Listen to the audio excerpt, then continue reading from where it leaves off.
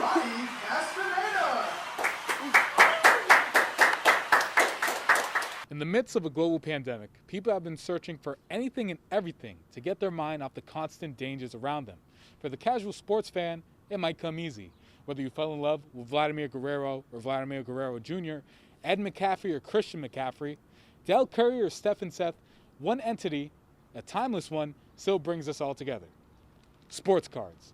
And Skybox Sports memorabilia located in Livingston, New Jersey might be able to help you out. Looking forward at the Seton Hall women's basketball schedule. They play Xavier on Wednesday and Villanova on Saturday. Ronnie, what do you think about that schedule coming up?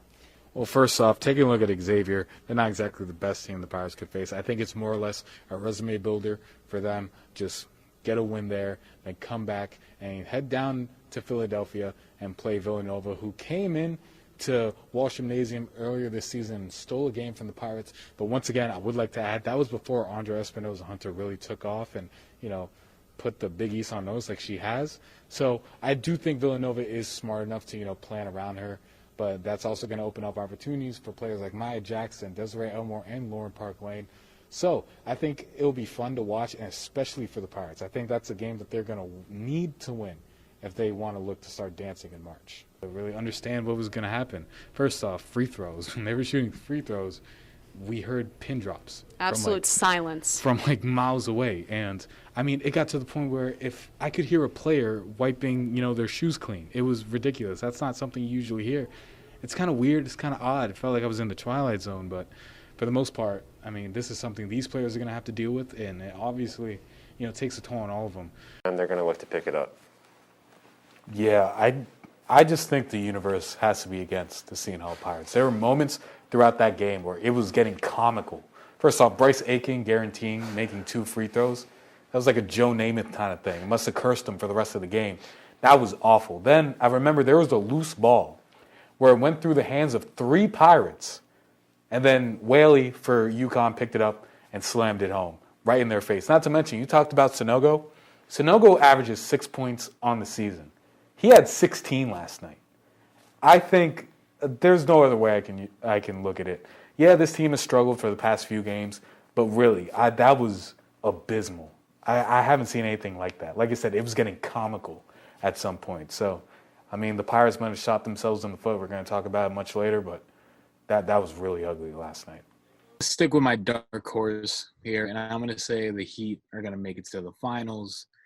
And I'm going to have to pick the Lakers over the Clippers. I just think there's too much going on with the Lakers. With that being said, between the Lakers and the Heat, I'm going to give it to the Lakers in 6, with LeBron taking home Finals MVP. There's also a certain baggage that comes with Kyrie. We know the problems he's had in Cleveland and in Boston. With that being said, there's a certain amount of pressure on Kyrie, because if I'm Kyrie, I don't want to leave a third franchise with a bad taste in their mouth. You already did that in Cleveland, talking smack about LeBron. He's not this, he's not that. You want to go win on your own. Okay. But then you go to Boston, season ticket holder, Conference USA. I'd like to come back on a max next year. And that doesn't work out, and you leave Boston with a similar bad taste like you did in Cleveland. There's a pressure on him to not do that to a third franchise. You are the youngest inductee to the New Jersey Hall of Fame. How does that make you feel? It's incredible. I'm speechless about it. There's so many things that I've been able to do at such a young age, and the fact that being a New Jersey Hall of Fame inductee is one of them. I could have never imagined this happening, and I have my brother here with me tonight, the rest of my family, and it was, it's the community of people as to why I got here today. So. Now, you're born and raised in New Jersey, and you've been able to travel the world doing what you love. How have your New Jersey roots influenced that? Yeah, well, I think being part of Jersey, there's a sort of rough edge that you get from that, especially just being an East Coaster in general. There's a level of honesty that you reach, and I think just from being raised here, and it's really shaped who I am today. Okay, awesome. Now, you're an Olympic gold medalist. You've won Dancing with the Stars. Where does the New Jersey Hall of Fame rank amongst that? Oh, it is so high up there. I was born and raised in New Jersey. This is my childhood, my community, my family, where I got started and everything that I do. So I owe a lot of it to just being here. Thank you so much. Mr. Costas, you don't shy away from stating your opinions on certain matters. Would you recommend that for every other news or sportscaster, even if they're just getting started in their career? Well, it depends upon the context. First of all, in a new... So sports has constantly been regarded as a microcosm of life. Both of you are prominent figures in the media, so what do you feel is the media's role within that microcosm? I'll defer to this, Bob. Thanks, Christian. Hey, Pirate fans, I'm Ronald Castaneda with your Seton Hall Sports Update. History is being made in South Orange as the men's soccer team received their highest national ranking since 2005 at 15. This season, the Pirates have been able to defeat fellow ranked Big East teams in St. John's and Providence, as well as going blow for blow against the defending national champion Georgetown Hoyas. Some accolades have also been given along the way, as Eden O'Leary was named Big East Defensive Player of the Week, along with Andreas Nota, who received an honorable mention. The men's team will take the field again this Saturday for a date with the Yukon Huskies at 1 p.m. live from O&T Carroll Field. On the women's side of the pitch, they're coming off a brutal 3-0 loss to the Georgetown Hoyas. They will hope to regroup tonight at 6 p.m. against the St. John's Red Storm. Frazier, I mean, you're a Jersey kid. You're surrounded by some of the best from New Jersey. What's it like being here? This is awesome. I mean, you look up and down the itinerary of people that are here. I pinch myself. This is pretty cool. I'm inducting the Game of Thrones writer George Martin, and he actually asked me to come down. I told my wife, I said, this is simple. I'm going. So this is pretty cool. I can't wait to get up there, and I finally met him, and really cool guy. And like I said, the inductees, you couldn't ask for a better group. That leads perfectly into my next question. You're inducting George R.R. Martin. Where's the connection there? He's a huge Mets fan.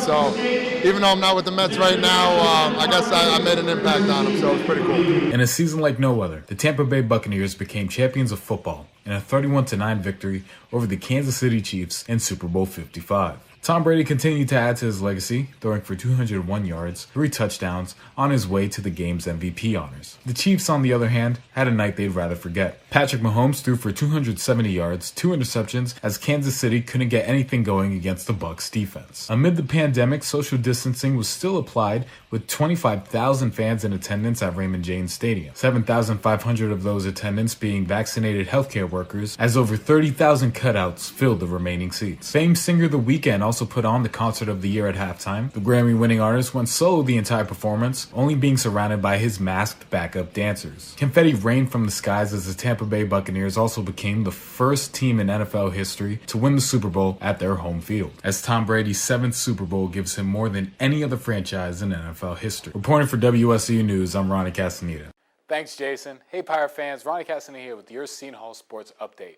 Seton Hall softball will continue their early preseason play with matchups against both the University of South Alabama and Florida Atlantic University on Friday. The spring games are taking place at Madeira Beach, Florida at 11 a.m. and 1:30 p.m. respectively. Also in action tomorrow will be the baseball team as they travel west to take on Southern California University. First pitch is set for 9 p.m. And finally, getting into some Seton Hall basketball, the men's team will take a well-deserved break after picking up 2 wins against St. John's and a then 21-ranked Butler team. The Pirates will get right back into action this Saturday as they head to Milwaukee for a date with the Marquette Golden Eagles. And the women's team will be finishing off Big East regular season play this weekend with a homestand against Xavier on the 28th and Butler on March 1st. The team will then have a 5-day rest before heading to Chicago to compete in the Big East tournament. That's going to do it for your Seton Hall Sports. Once again, I'm Ryan Castaneda. Now back to Megan and Jason reporting the news from the tri-state area.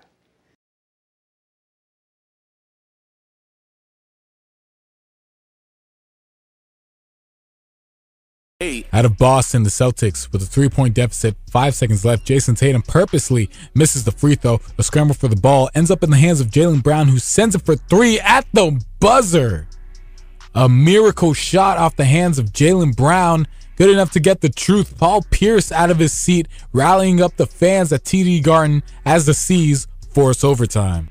A highlight coming out of the New York Jets, who don't have much to brag about this season, but at least they can talk about this stupendous interception by Marcus May off the deep pass from Ryan Fitzpatrick. May using practically every part of his body to make this catch before securing it on his backside in what has now been called the butt interception, and arguably one of the greatest interceptions you will ever see. Out of Boston, the Celtics with a 3-point deficit, 5 seconds left. Jason Tatum purposely misses the free throw. A scramble for the ball ends up in the hands of Jaylen Brown, who sends it for 3 at the buzzer. A miracle shot off the hands of Jaylen Brown, good enough to get the truth. Paul Pierce out of his seat, rallying up the fans at TD Garden as the C's force overtime. A highlight coming out of the New York Jets, who don't have much to brag about this season, but at least they can talk about this stupendous interception by Marcus May off the deep pass from Ryan Fitzpatrick. May using practically every part of his body to make this catch before securing it on his backside in what has now been called the butt interception, and arguably one of the greatest interceptions you will ever see. Number 3. With the AFC playoff push in full swing, the Dolphins down 2 to the Raiders complete this pass to get into field goal range. With the flag on the play, a closer look reveals that quarterback Ryan Fitzpatrick completed it without seeing his wideout, thanks to a face mask call on the Raiders defense. Jason Sanders would knock in the game-winning field goal to keep Miami's playoff chances alive. 13:50 remaining in the second half.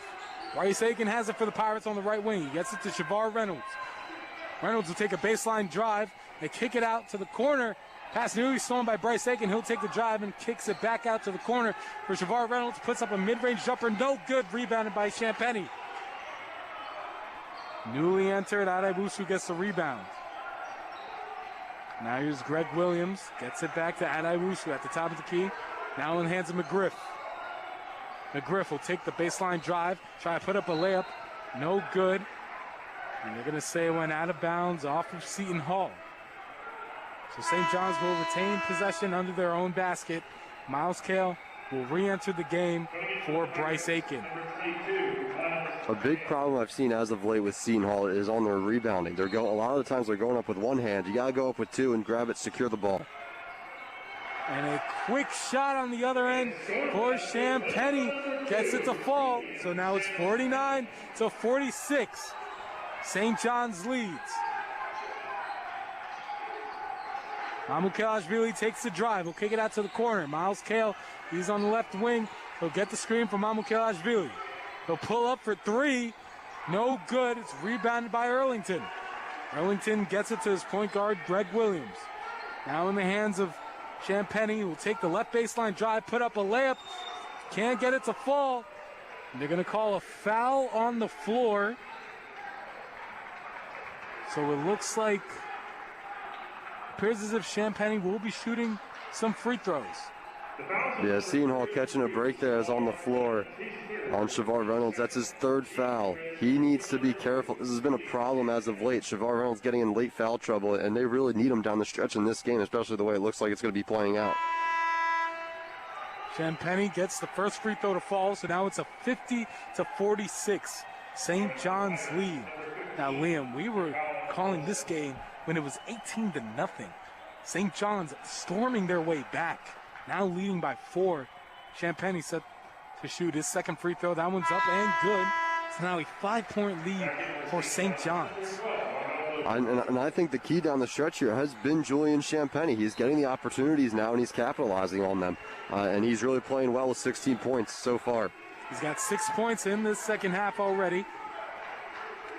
And now here's Takal Molson bringing it up for the Pirates. Gets in the hands of the point guard, Reynolds. Reynolds at the top of the key, a handoff to Molson. Molson will hand it off back to Cale. Another handoff to Reynolds. At the top of the key is Molson. Molson will take the drive, put up an acrobatic layup. Can't get it to go. That one's rebounded by Williams. Williams will get it to Earlington. Back to Williams. Williams kicks it out to Adaibusu. Adaibusu on the right wing. They'll step back for three. Off a front iron, but no, it bounces up and in. Shooters touching Carnesecca Arena for the St. John Red Storm. 54-46 lead. 11:50 remaining in the second half. Miles Cale gets across half court, and Kevin Willard wants to talk it over with his Pirates. 11:48 remaining as St. John's has officially come back into this one. 54-46. We're going to go to immediate timeout here on 89.5 FM WSOU. Welcome back to Carnesecca Arena, home of the St. John's Red Storm, as they have crawled their way back into this one, up to an 8-point lead, 54-46. They lead the Seton Hall Pirates. Liam, we already knew how good of an offense St. John's was coming into this one, but you have to think, with them losing Posh Alexander to a thumb injury, and also to them having arguably the worst defensive, being the worst defensive rebounding team in the Big East, they've matched Seton Hall with a total of 17 defensive boards.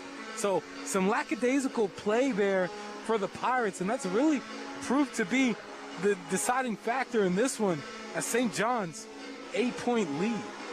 Yeah, and I think it's mainly just been the lackadaisical play on Seton Hall's part. I think St. John's has been playing well. and it looks like they're going to get back on pace with being the highest scoring team in the Big East. It's really just Seton Hall has a lot of stuff they need to clean up. I think the perimeter defense is one of them. Again, like it wasn't some of their earlier losses this season. It's the little things. It's the details. Shavar Reynolds talked about it after the Villanova loss at home, and I think this is the same case we're seeing again here at St. John's. St. John's off a 14-2 run over the last 3.5 minutes. Shavar Reynolds set to inbound. Get it to the top of the key. Sandro Mamukelashvili kicks it out to the corner. A corner three from Jared Roden is no good. A fight for the rebound ends up in the hands of Earlington and the Red Storm. Earlington gets it to Dunn. Dunn on the left wing. Kicks it out to Adaiwusu. Adaiwusu at the top of the key. Gets a screen from Toro. Adaiwusu will take the drive, put up a layup, and that one is blocked by Obiagu. But it looks like the ref saw it differently. Called on the foul on the drive. So Adaiwusu will have a chance to push this lead to double digits at the line. Looking at that play, I think the reason they called a foul was because Obiagu was coming more from behind. He might have gotten him on the body a little bit with his hip. But I think one of the biggest mistakes there is Obiagu let him get past him to go for the big block. And I think he just really needs to stay in front of him and play more fundamental defense. Those block opportunities will come if you play the defense the right way. Adaiwusu's first free throw rattles in. Toro is newly entered for St. John's. Second free throw is up and good from Adaiwusu. So St. John's, who in this game saw an 18-0 deficit, now lead by 10 against the Seton Hall Pirates. Shavar Reynolds at the top of the key, gets it to Jared Roden. Jared Roden gets it back to Reynolds. Down low to Mamukelashvili. He's on the left baseline. Turnaround jumper, and no, he'll send it inside. The Ike Obiagu slams it down and one. Now, we talked about it earlier. St. John's has no player taller than 6'10", so it should be Ike Obiagu's game to shine. He was doing that earlier, but it looks like he's found his footing again. Yeah, and I think it's really, I think he's been key here. I mean, 8 points, 7 rebounds so far this game, and I think that is exactly what they needed from Obiagu as he finishes the three-point play there. Obiagu gets the second free throw. Seton Hall now showing a full-court press. An easy break by the Red Storm.